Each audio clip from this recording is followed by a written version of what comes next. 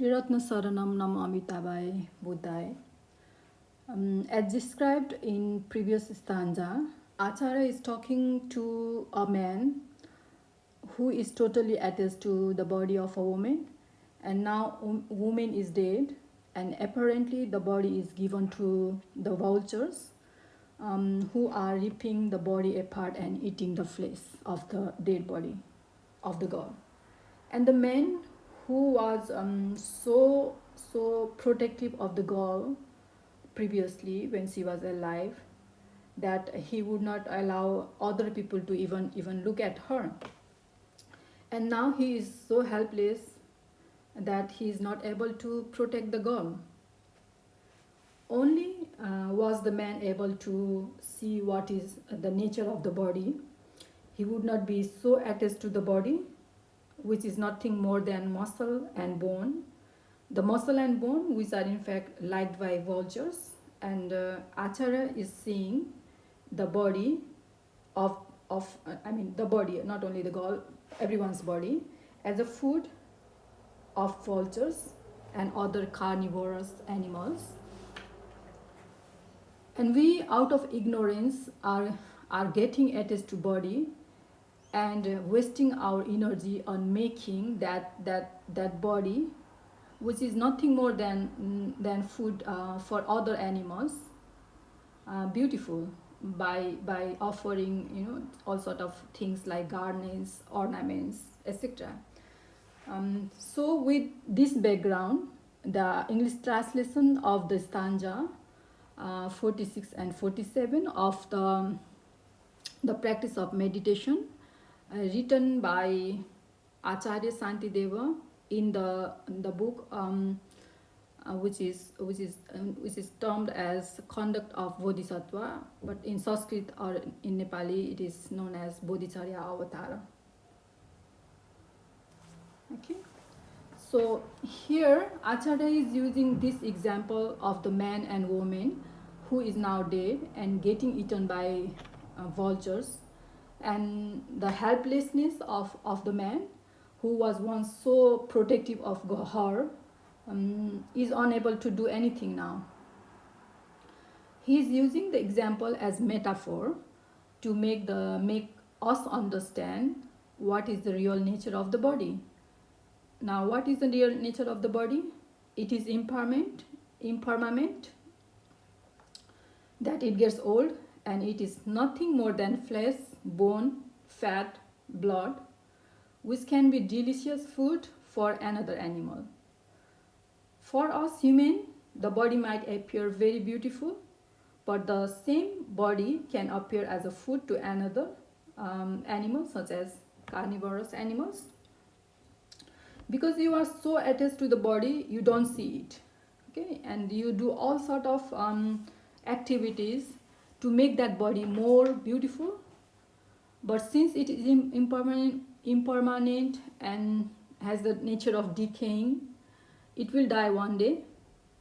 But the activities you do thinking it as a permanent creates new realm of existence, which can be any realm shown in this sixth realm of deserving. And your activity, the result of your activities, we also call it as a karma, makes you bear the pain and physical and mental pain of that realm. And one day you will die from that there also, in one realm also, and from there get born in another realm, and the vicious cycle never ends. And Acharya is able to see this vicious cycle, and he's trying to give the real picture of the things and phenomena so that we become detached. Because attachment is the one that will give the that will act as obstacle that keeps us away from the practice of meditation. It makes us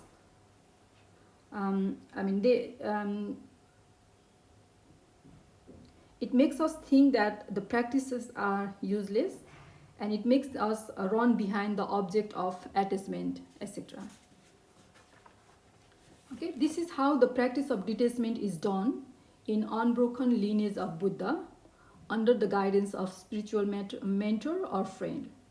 So advantage of the practice of detachment is that your mind is no more running behind the object of sense pleasure, and it becomes more calm because you are able to see the big picture.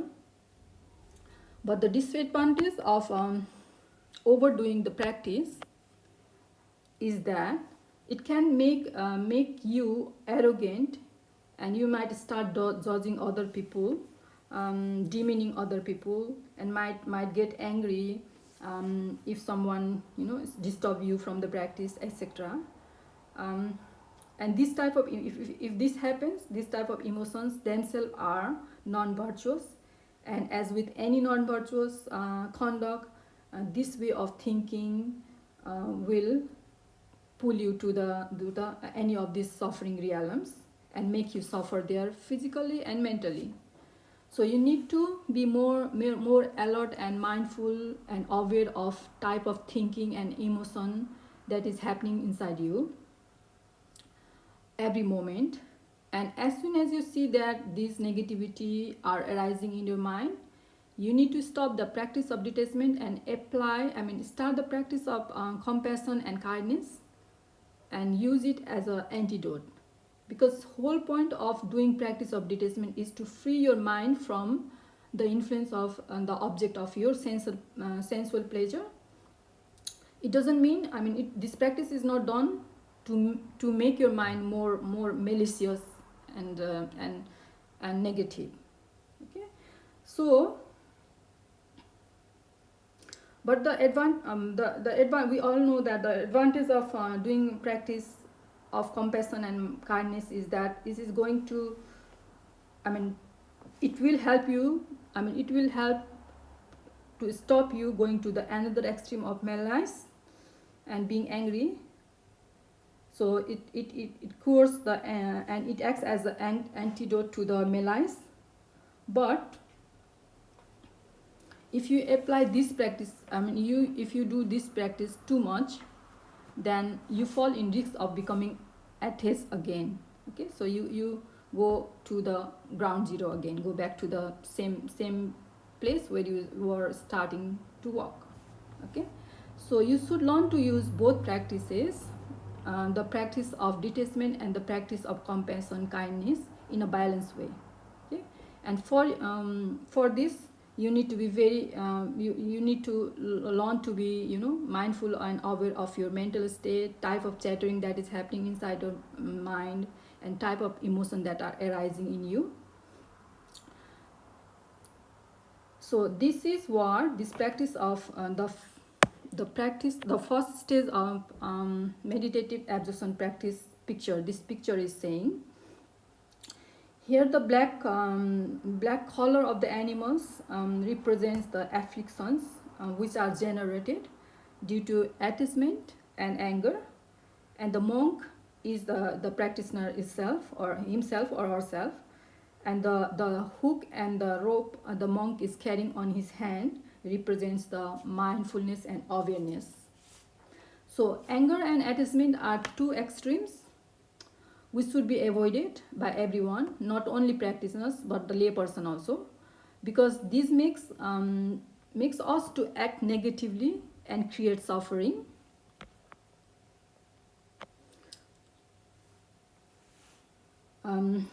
According to Buddha, there are three types of suffering.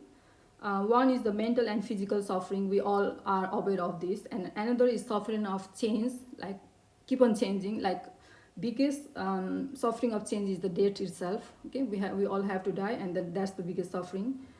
We also are familiar with that because we have seen it happen to others, although not to us.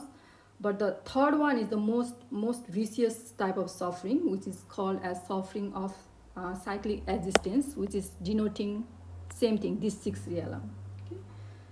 This is the main dangerous one, because one moment you are in God realm and enjoying all sort of things there, beautiful things, physically, mentally, but you die from there, because nothing is permanent. You die from there, and then next moment you can, suffer, you bear the suffering, mental and physical pain of hell realm suffering.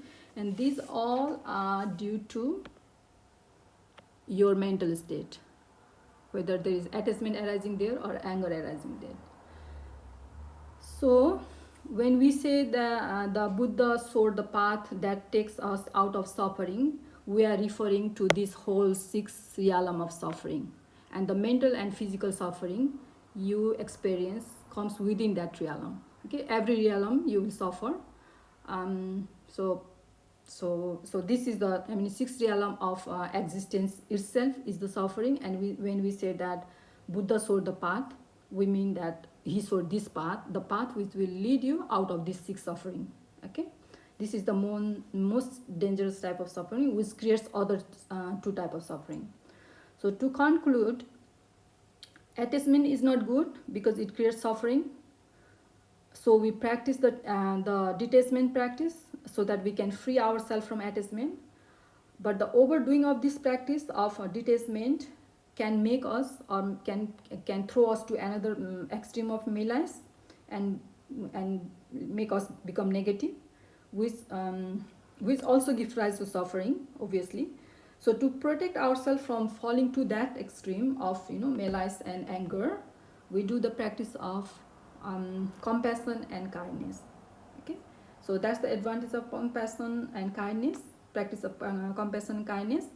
But overdoing this practice also has the negative disadvantage, as any medicine has side effect, you can say that. Because overdoing this practice will make us attached to the things again, or especially people again. Okay, and which has disadvantage as described above. So mindfulness of own feeling, self-talk is very important, and the practice of detachment and practice of compassion and kindness should be done in balanced way, so that we stay away from the 2 extremes, and our mind settles down, and then we are able to sit on the cushion and be able to achieve the meditative absorption and see the emptiness. The whole point of doing the meditation is so that we can see the emptiness, dependent origination. Okay, this thing happening in our life directly, non-conceptually. Okay, it's a habit, and as with any habit, it can be developed through the practice. So that is what practitioners, Buddhist practitioners, are doing. So that's all for today, and let's dedicate the merit we created by hearing, reading, writing.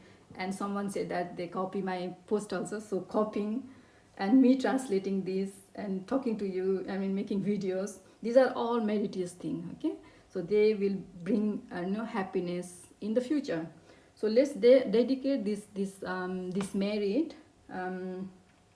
so that it doesn't get wasted in the small things. So with this merit, may all be free from the 2 extremes of attachment and anger, and be able to achieve the meditative absorption, and be able to see the things and phenomena the way they are. That's all for today. I'll see you next time. You keep yourself safe, love yourself, that is important, and understand that this world will survive without you. So don't waste your energy in unnecessary thing, and sit on the cushion and practice. Okay, I'll see you next time. That's all. Bhavatu Sarva Mangalam.